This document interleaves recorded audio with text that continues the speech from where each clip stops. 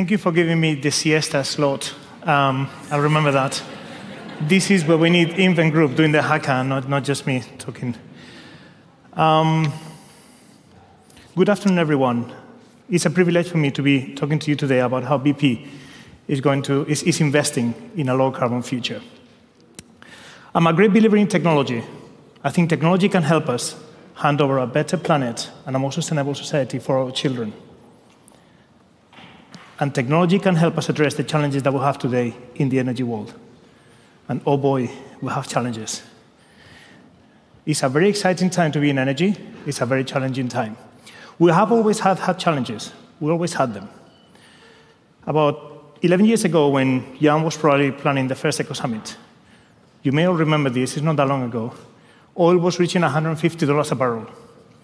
The concern is how we're going to keep supplying energy to the world. How high is it going to get? How are we going to keep progress? How are we going to keep moving forward? Right? Geopolitics could create shortages in many parts of the world, affecting many millions of lives. Then the industry did what engineers do. We got together, we innovated. We developed, we evolved new ways of discovering, producing, and supplying energy. Today, the world sits on more resources than we likely will ever need. Something along 5 trillion barrels of technically recoverable oil and gas reserves. So the age of scarcity is now the age of abundance. Energy is now cheap. And that helps the world moving. But to keep the world moving, not only we need people to have access to sufficient energy, but also energy that is affordable and clean.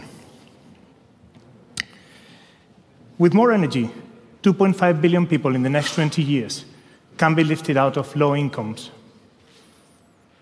At the same time, we expect the population to grow another 2 billion in the next 20 years. All told, we expect energy demand in the next 20 years, between now and 2040, to grow by around a third of what we have today. To put this into perspective, that's like having a whole new China and a whole new Europe of energy demand in the next 20 years. That's a huge challenge, but that is only half of the story.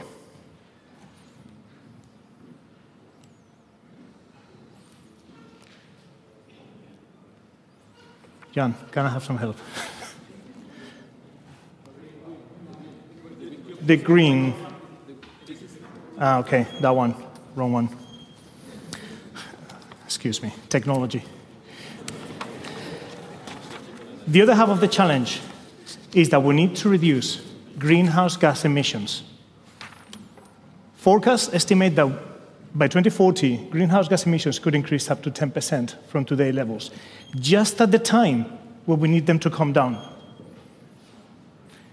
The UN IPCC estimates that to keep the global temperature increase to 1.5 degrees on pre-industrial times, we need to reduce emissions, greenhouse gas emissions, by around 45% by 2030.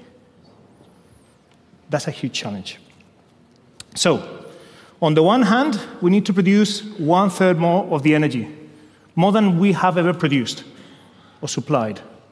On the other hand, we need to do something that we haven't ever done. We don't know how to do it, or we know how to do it, but we need to work on it. We have to lower emissions.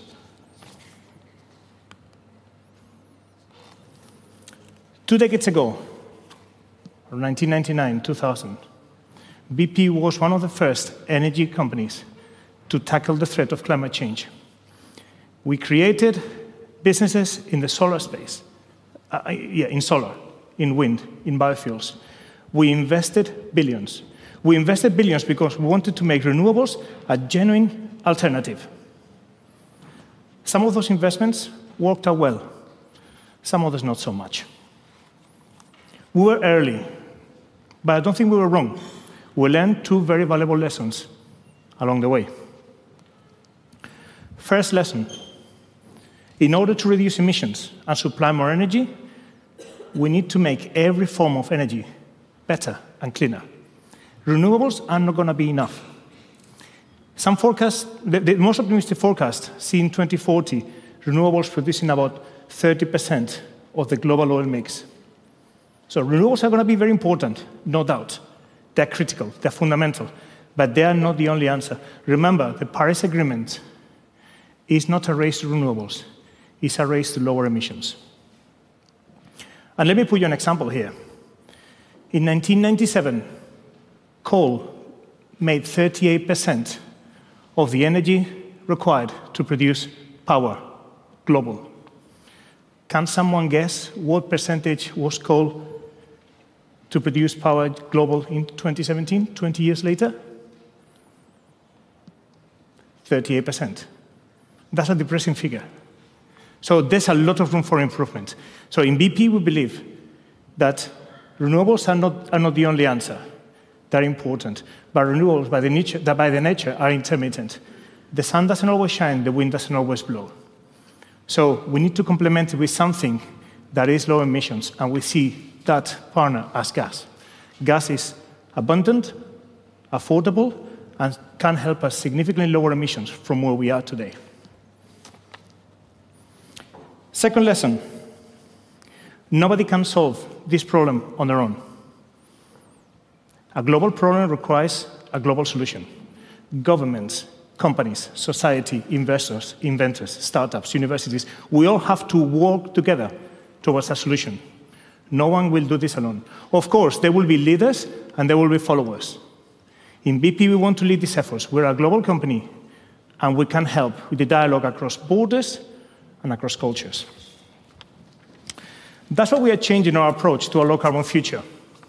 While in the past we made new businesses, now we're putting the whole company working towards it. We have developed an internal framework, we call it RIC, or Reduce, Improve, and Create. We're reducing emissions in our own operations, setting clear targets for methane and CO2 emissions. So as our businesses grow, our emissions from those businesses will not grow. Second, we're improving our products so that our customers can reduce the carbon footprint as well. And finally, we are creating new businesses. For example, we invested in Lightsource BP that brings back, nearly 20 years later, solar to the BP renewables portfolio. But we are also collaborating. We said the second lesson is that we need to work together.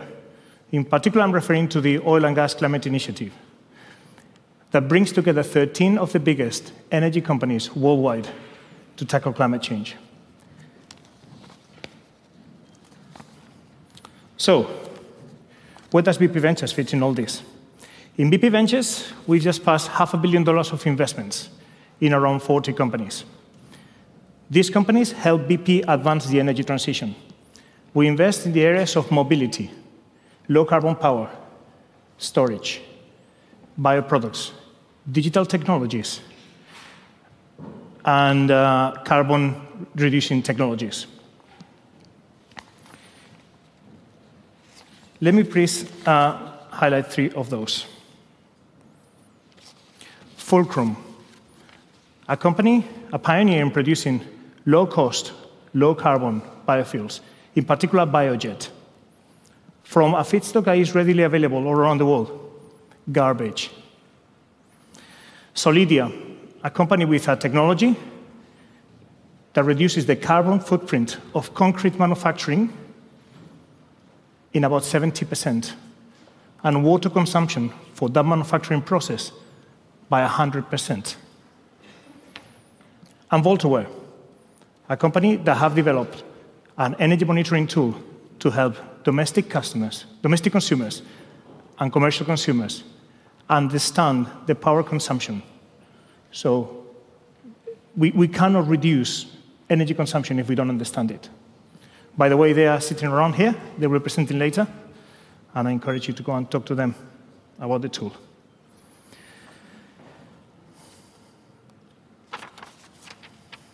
Here's my final message. In BP, we are committed to advance a low-carbon future. The whole company is working for it. Our people love taking complex problems, big projects, and we see possibilities everywhere. But, this is the but, we don't have all the answers, and that's where you come in. We need to work with you, investors, and we need to work with you, startups. We need your inspiration and your energy, excuse the pun, about making all forms of energy cleaner and better for the planet. Energy that will serve the world's needs economically and environmentally, and in the process, change the lives of billions of people in the next decades to keep the world advancing. Thank you very much for your time, and I look forward to talk to you later if you have time.